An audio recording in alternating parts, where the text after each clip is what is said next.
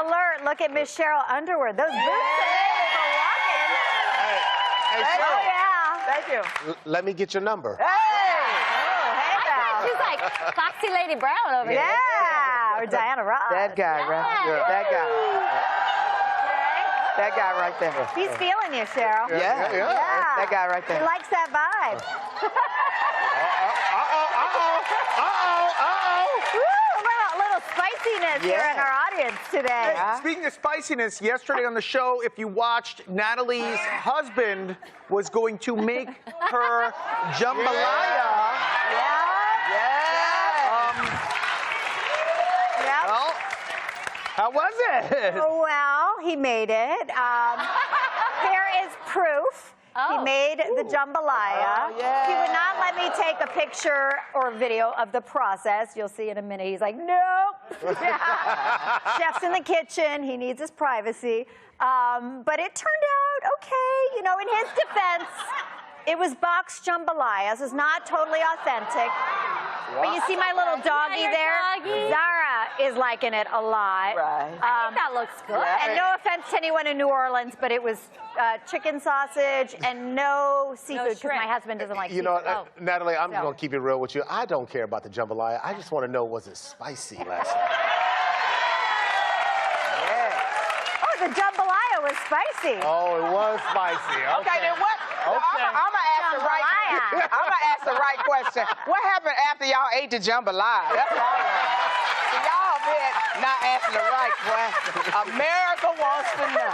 We said that's our code word from now on, right? Jambalaya.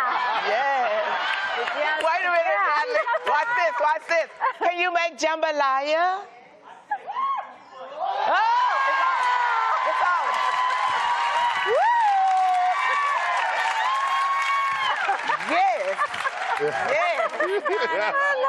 I love it. This is good. This just became the talk after dark. We like that episode too. I vote for a new show.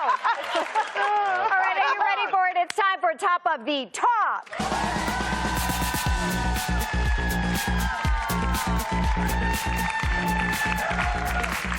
All right, the big story of the day continues to be the Barbie Oscar snubs. Star Margot Robbie, director Greta Gerwig, they did not receive nominations. We weighed in on this heavily yesterday.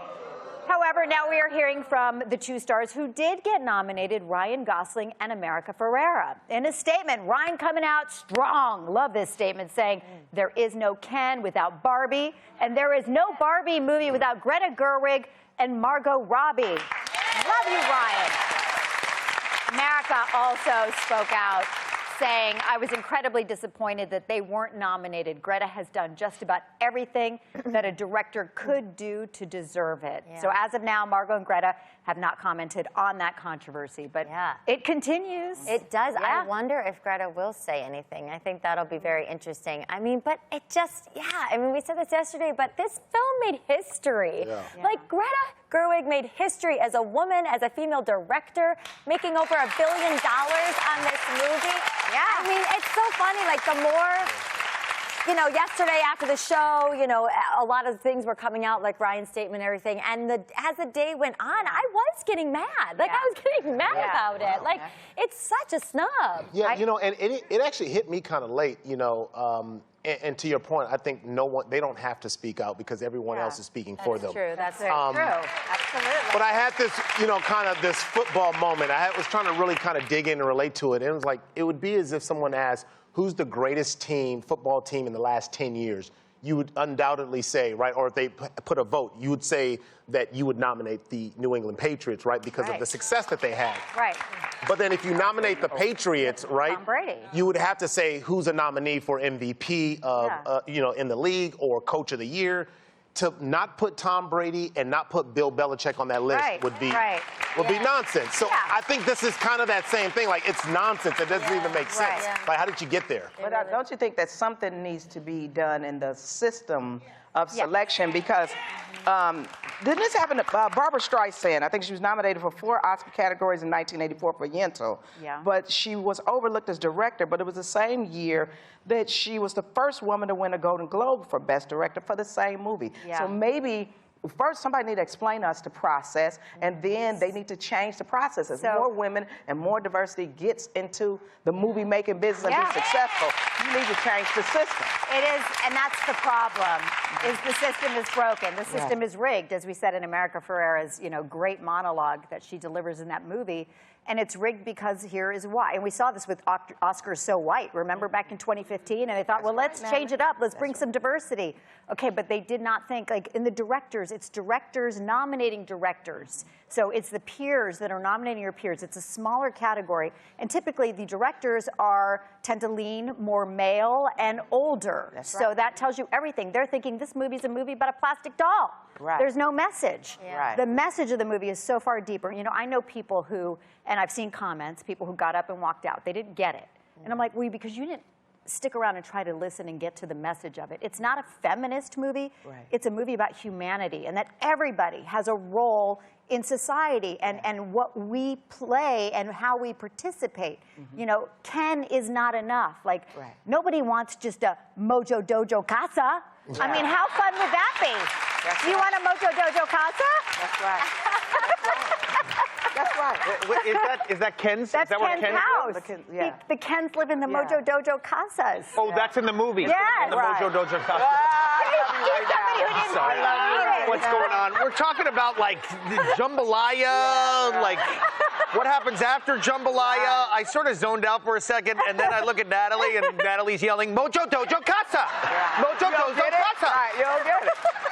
I don't even... But you know what? But I don't even know where I am right now. But Ken. Ken living in his he's Ken on cowboy world. Right. Medallion. You are the Ken of this show, right? But here's to your point, though, Natalie. I think when you have a situation, not that the other movies and the other directors aren't good at what they do. We just want to be acknowledged and compete for what we do. And the votes have to go sometimes. But it's like what I think, Akbar, you made a good point. It's like if this movie made history. It will, who knows if this groundbreaking history will be made again by a female director. And you're not recognizing that director. You're not recognizing the team. It's just crazy. That's a good point. We said this yesterday. The irony is that it's the exact plot of the movie. It's a patriarchal society. It's men making the... And what you said about the Barbenheimer, though, that it wouldn't have gotten as much, but maybe all them dudes that's voting was alive when the Oppenheimer thing happened, and they voted for what they recognized. Am I right? They all old dudes. It's true. They should re-release it and hope that, in re-releasing the movie, everybody goes to see it again and they make $2 billion. Exactly. Well, listen, this is going to be continued, and we'll have to see how it goes from here. But I would love to see some love on that Oscar night. That's right. For Barbie. That would be cool. It'd be some good payback. And I hope all the men acknowledge the role that there, by the way, two other female directors who made incredible movies, Past Lives, Celine Song, and also Justine Triet, Anatomy of a Fall. Justine was nominated. She was the only female director nominated this year for her movies. So it tells you a lot. Meantime, this is a fun one. Gayle King, as you've never seen her before. She recently appeared on the Pivot podcast with retired NFL stars Fred Taylor, Ryan Clark, and Channing Crowder, and she talked about looking for love and what words she likes a man to say to her. Things got a little spicy again. Take a look. I love how a black man says baby. I love how they say hey baby. What's your hey baby? It's two separate things. It's not baby. It's two separate things. I love how they say, hey, baby, how you doing? It's different. It is different. And then how they just say, it could be a term of endearment. It could be a term of endearment, or it could be, I'm really pissed. But there's something about a black man says it. I'm attracted to that. Okay. She likes it the way she likes it. Go ahead, Akbar. We have a black man here. Say it. Go ahead. Look at baby. the camera. Hey, baby. Just real quick. Hey, baby. There's different ways you can do it, but it's got to be, it's in the A, the B and the A. Hey, baby. Okay. You know what I mean? And you gotta have but it can't be, hey, baby. That doesn't work. Okay, no, don't you? Try it. All right, go ahead. You can try it. Hey. First off, put some bass in your voice, okay? Hey, baby. That was a little, that was a little, what's his name? I think that was too much on the A. Yeah. Hey, babe. Hey, baby. Hey. It's real cool. You're trying too hard. Yeah, You're trying too hard. faster. You're being a little too, you know. Hey, baby. Hey, What's the baby. movie? Hey, baby. Okay, stop it. The guy with the hair. What's the movie? What's the, Ace yes, Ventura. you sound like Austin Powers. Austin Powers. Yeah, that's it. That's what I'm trying to say. That's what I'm trying to say. I couldn't. Yeah. Let me try that. I, baby. Okay, that was pretty good. I kind of like that. I'm going to stick with Osbourne. Are there any words? Hey, mother, father, you crazy. Oh, okay. I said mother, father. This is the best day ever. Well, we know my word is jambalaya. Yeah. Cheryl, what's your word? Yes. Okay. What's your word, Cheryl? It's gonna be jambalaya with oxtails in it. Cheryl's like Ferrari, Yes. Lamborghini. Yes. What's your word? What's your word? I was trying to think about this. I think I'm so far out of it, you guys. I don't even have a word right now. He's like, I'm just happy to go on a date. Do you have? I had a hard time with this because I don't have a word. I'm a man. Like I'm physical. You know what I mean? So I like a nice but you can use gluteus your maximus. words. And Yeah, but use your words. well, not words. yeah, Okay, sound. So moaning. Does that count? I mean, I like that sound. Wait a minute. But wait a minute. Hey now. Hold on. Well, that's great, but wait a minute. I'm a guy. Wait a minute. I'm giving you the male perspective. But Akbar, I know you want to do that, but can you give me a signal? You just can't come up like a ninja and come up in silence. I need a word. I need a word if something happened. I'm like, oh, what are you doing? What are you doing? What are you doing? Wait. Stick around. There's much more to talk when we come right back.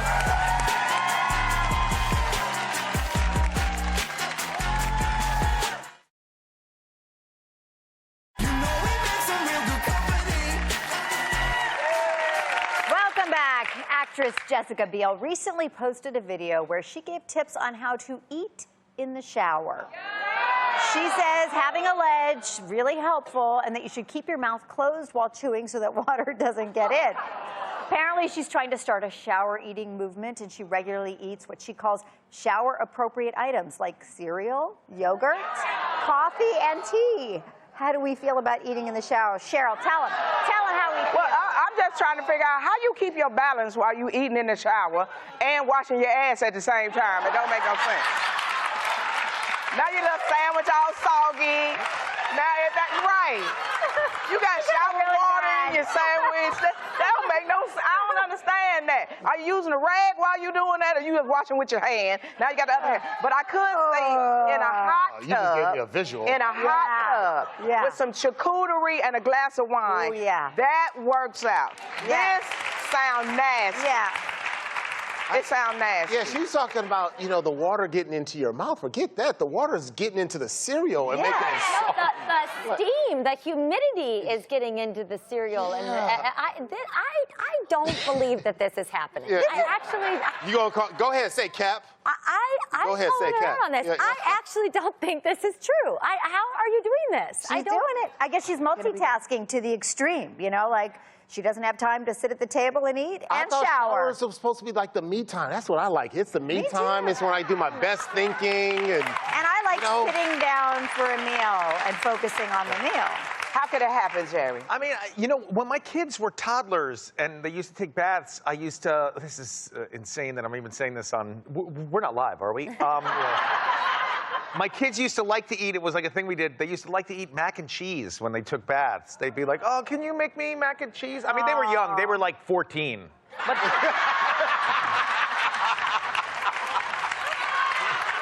okay, on to another interesting topic. Let's move on from that. What do you wear to bed? Okay. Well, it might be affecting, apparently, how you sleep. According to a new study, nobody's hearing anything I'm saying, but according to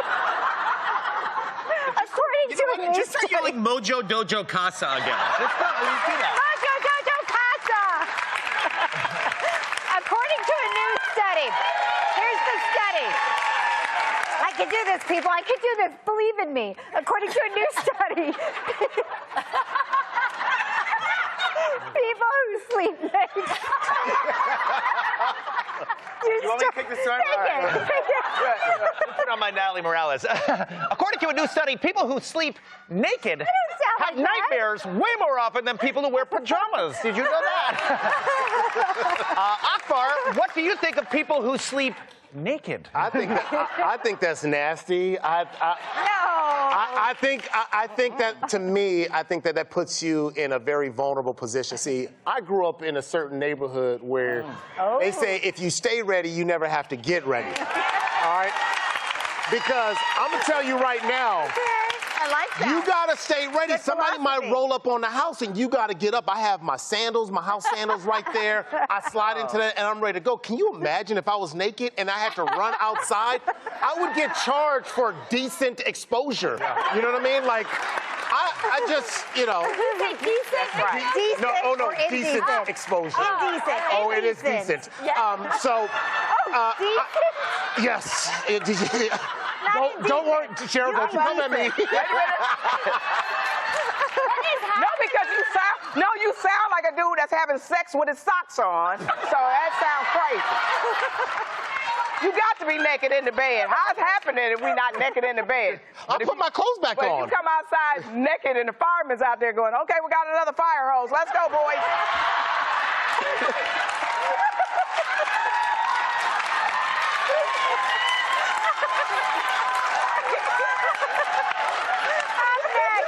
Thank God, Deborah Norville. Sorry, Deborah Norville. Deborah is here. Deborah, please come save us. Don't go away.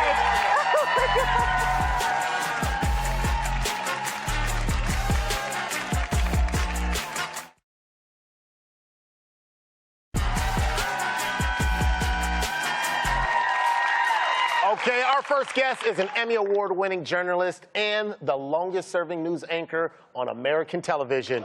With the nation's #1 syndicated news magazine, Inside Edition, please welcome Deborah Norville.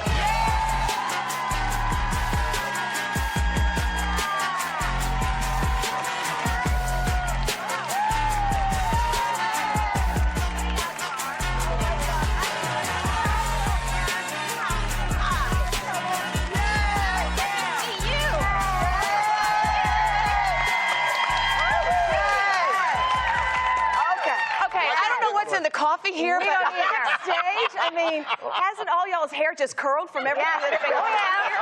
Oh, yeah. And then some. Right. Oh, okay, so man. what do you think about the Barbie situation? Do you think Barbie was snubbed? Snub is the probably nice word I can say on TV. I actually went on Instagram and I took a screenshot of the quote that America Ferrera has in words written by Greta Gerwig when she says, always stand out, always be grateful, and don't forget that the system is rigged against you. I mean, like, this is... And unfortunately, only directors vote for directors, right? So it was the guys' club that just didn't want the girl to be a member, and I just think that is... They didn't get I it. feel like it's like the next step of Me Too. It's the next step of Black Lives Matter. It's people should be recognized for who they are, for what they do, for what they accomplish. And my God, if making $1 billion and saving Hollywood isn't good enough, then what in the world is? Right. To me, it should be based off his merit, right? I mean, more than anything, it's like the number speaks for itself. So I totally agree with you. Yeah, totally. Absolutely. It'll be really interesting to see how the Academy, if the Academy addresses this when the Oscars play out. I think wouldn't they're want gonna Jimmy have to. Kimmel trying to fix that one. Yeah, I think there's gonna be enough backlash that it's burning strong right now. I love that, you know, of course, it's CBS's year for the Super Bowl, so we're all very excited. And Inside Edition, you guys are spending a whole week there with your coverage, as are we. We're very, very thrilled to be doing that. What's the team planning? Well, I'm really excited because finally I get to do the broadcast from the Super Bowl. We've always had correspondents there, and we've always covered it, but this is the first time that CBS has really said, hey, we want all of our programs to have a presence there. So I'm personally really excited because where I come from down south, there's 3 things that matter. Football, beauty pageants, and God. So, and in that order. So I'm so excited. Exactly. Are you a big football fan? Oh, my God. And have you ever been to a Super Bowl? No. No? No, I have not. Yeah. And like this, I don't have a bucket list because to me a bucket list is just a list of things you'll never ever get to do. Yeah. Right, So that's kind right. of depressing. But if I had a list of stuff, gee, wouldn't it be neat if Super Bowl was on there? And so I'm just so excited to get to be in Vegas. Oh, wow, that's cool. That's so cool. Yeah. That's going to be a big moment. Yeah. It's going to be huge. Now, of course, we know you cover stories from all over the country. What is the biggest scoop or the biggest story that, you know, or the most unusual place that you found yourself in to get a scoop? Aside from jail, right? I remember Like that. Inside I Edition made me remember go that. to jail That was amazing. twice. Yes. Yeah, so jail doesn't count because that's like a layup. Because that was, y'all, it was terrible. And a slam dunk at the same time. Do not commit a crime because you don't want to do that. No. You don't want to do the time. You know what? I was sent to Detroit, Michigan, to the Detroit Zoo to be a zookeeper. And, you know, if you were the zoo person and you're giving Deborah Norville a job, where would you send her? What would be the grossest possible thing you could think of to make her do? Oh, wow. Okay. Scarier than an elephant? It was the rhinoceros. They put me, I don't know if you, oh, wait, there I am, yes. That is, I got to pat him, but through the bars. And that part, that's we're the not part allowed I'm to show you what I'm interested in. cleaning up, but you know what I'm cleaning up. Yeah, and How big was that? big. Not big. The big, yeah. And that was just one, that was one sitting, huh? That's right. That was just one session. Am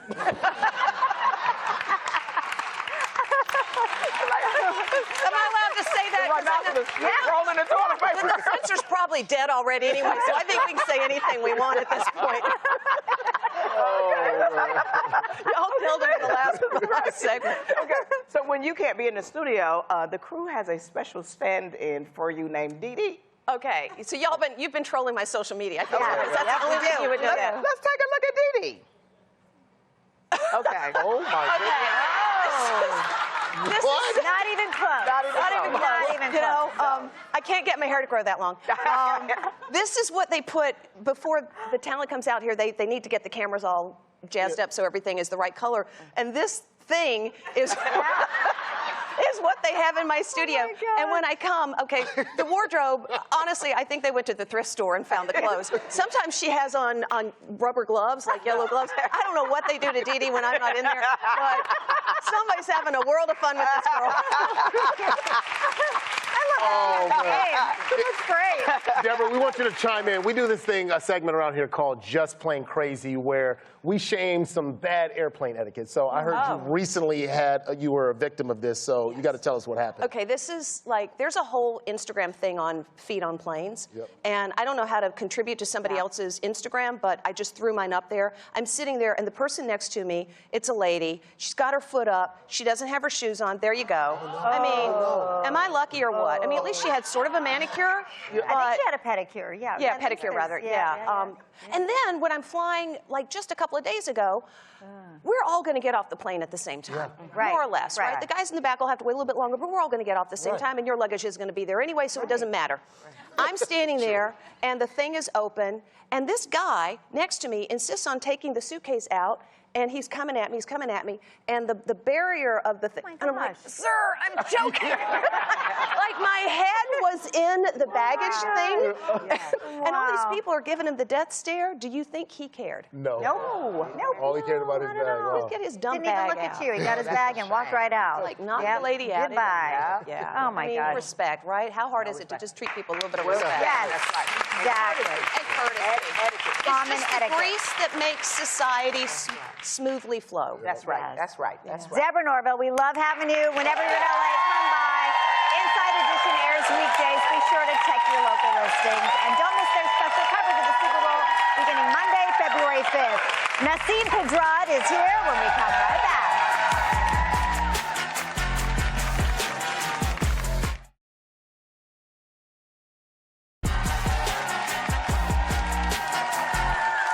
Our next guest went from making us laugh on Saturday Night Live and New Girl to creating, writing, and starring in her own show, Chad, where she plays the title character, a 14-year-old high school boy. Take a look.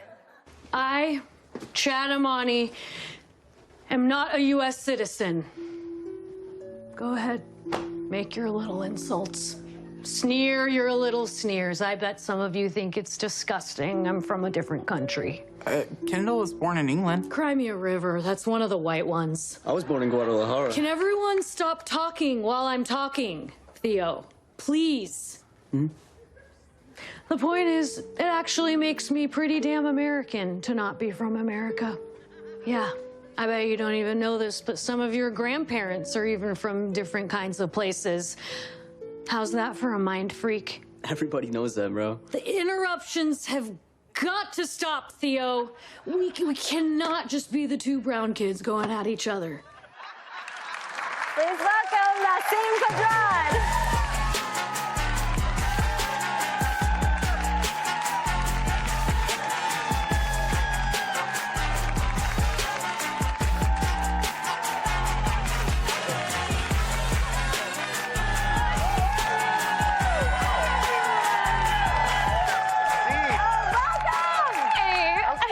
This is the first time you're on our show. That's right. Thank you for having me. Colorful audience. Huge congratulations. Your show, Chad, has just started its second season. Yes. Now, this is a very unique concept. How did you come up with this? Very weird. Yeah, well, you know, I was born in Iran. I'm Iranian. And when I was growing up, there wasn't a lot of Middle Eastern representation in film and TV. And the representation we did have a lot of times was a little disparaging. And so I knew I wanted to write a show centered around a Persian-American family. And then when I was trying to figure out what character I would play, I weirdly landed on an unhinged 14-year-old boy. Yeah. As you do. Yeah. You write the show, you star in the show, you produce the show, you show up to work as Chad. That's right. Tell me what it's like being the boss as Chad. Well, you know, we have long days, and Chad is in every scene. So sometimes, you know, whether I'm giving notes to another actor or in like a safety protocol meeting, I was always dressed as Chad, which was often jarring to people. And we had, you know, like a 30-minute lunch break. And when we were shooting season 2, I was lucky enough to be remodeling my parents' house. And so on my 30-minute lunch break, I didn't have time to get in and out of Chad. So I would be like running to the slab yard to pick out a kitchen countertop as Chad. And people were very confused. They're like, why is this 14-year-old boy asking about the marbling on this piece of Calcutta? Like they did not know what was going on. When you were paying for stuff, is Chad pulling out his handbag and like paying people? Yeah, that's hilarious. I kept my wallet, yeah, but they were so confused. And then my name was Nassim, and they were just like, what has happened? Did he steal this from his mom? Like, there was a lot of confusion. But it was so fun, and this show has been such a labor of love. It's so funny. Yeah. Now, you play this 14-year-old boy in high school. Is a lot of this show based off of your own experience? Like, what were you like as a kid? Yes, I was incredibly awkward. I had a name that no one could pronounce. Yeah. Everyone kept calling me Nissan, like the car. And, like, I was a late bloomer. Yeah, I was just, like, a typical immigrant kid caught between these two cultures, you know? Like, I never felt Persian enough to be totally Persian. I never felt American enough to be completely American, which is what a lot of, like, the engine of the show is about. And, yeah, I was lucky enough, though, that once I discovered what it is that makes my heart sing, which was performing and eventually comedy, my parents were so incredibly supportive. I'm sure they were quietly panicking that they came to this country and their daughter wanted to pursue sketch comedy, but yeah. Well, speaking of your parents, Dad made a cameo in the first season. That's right. But there he is. There's Dad. There he is with the son he never had. Yeah.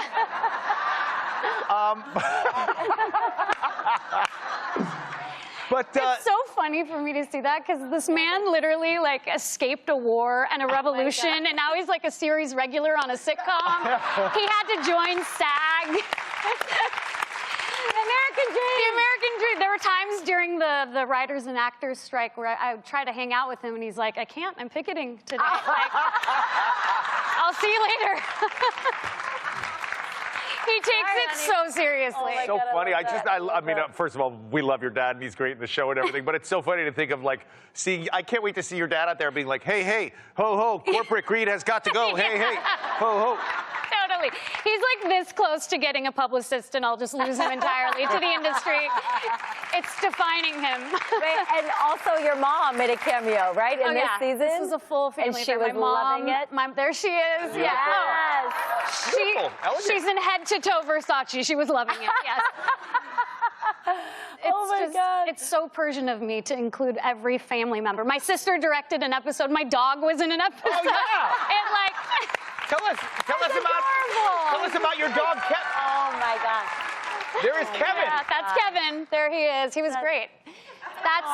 We had the writer's room. The first few months of the writer's room for season 2 was over Zoom. So I would edit and write with Kevin on my lap every day. Beautiful. So much fun. Family affair. You can't beat That's that. right. That's awesome. Oh, thank you so much, Justine. Season 2 of Chad is available on Roku now. Go watch it.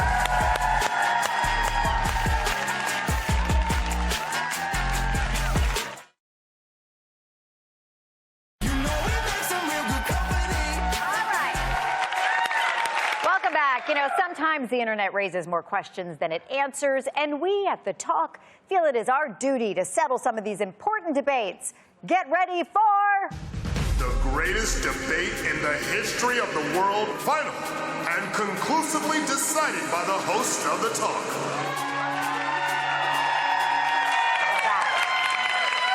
It may seem simple, but it turns out people have some very strong opinions. The question setting the internet on fire now is, do you pre-rinse your dishes before putting them in the dishwasher? Yes or no?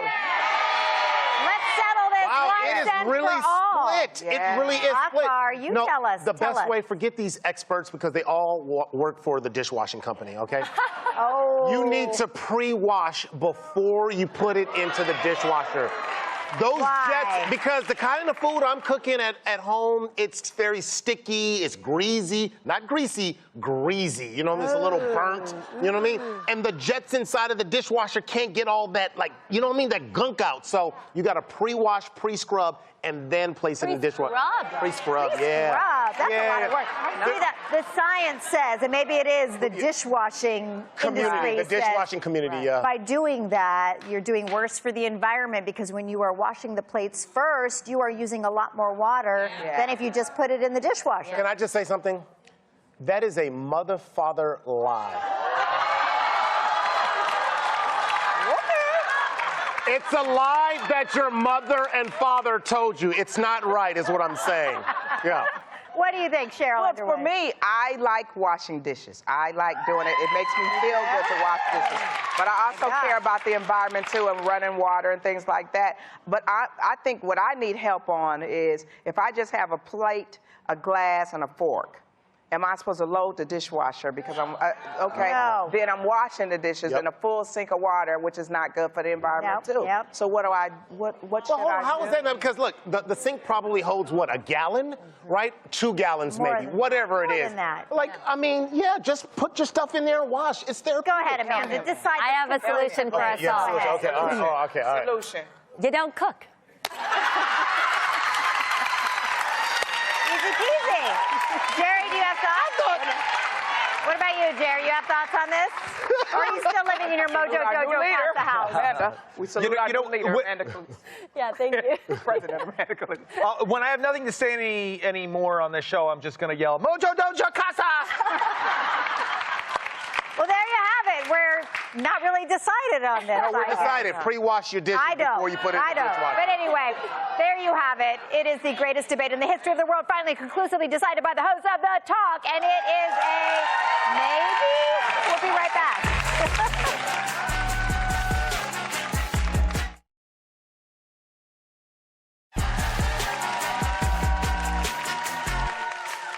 Before we go, we have something amazing that will transform your skin and elevate your glow. It's time for today's must-have giveaway. Oh, you're gonna love this. Some of my favorite stuff. This set of Power Players includes Aloe's body wash, body lotion, magnesium reset spray, and head-to-toe glow oil to leave you clean, calm, and hydrated. And guess what? Everybody in today's studio audience, you're going home with the Aloe Yoga Clean Glow Body System. This set retails for $148. And for your chance to win this giveaway at home, go to the Talk's Facebook page. Tomorrow, we've got another great news show here for you on The Talk. We've got Keegan-Michael Key and Sara You Blue. You don't want to miss it. It's going to be a huge show. See you here tomorrow on The Talk.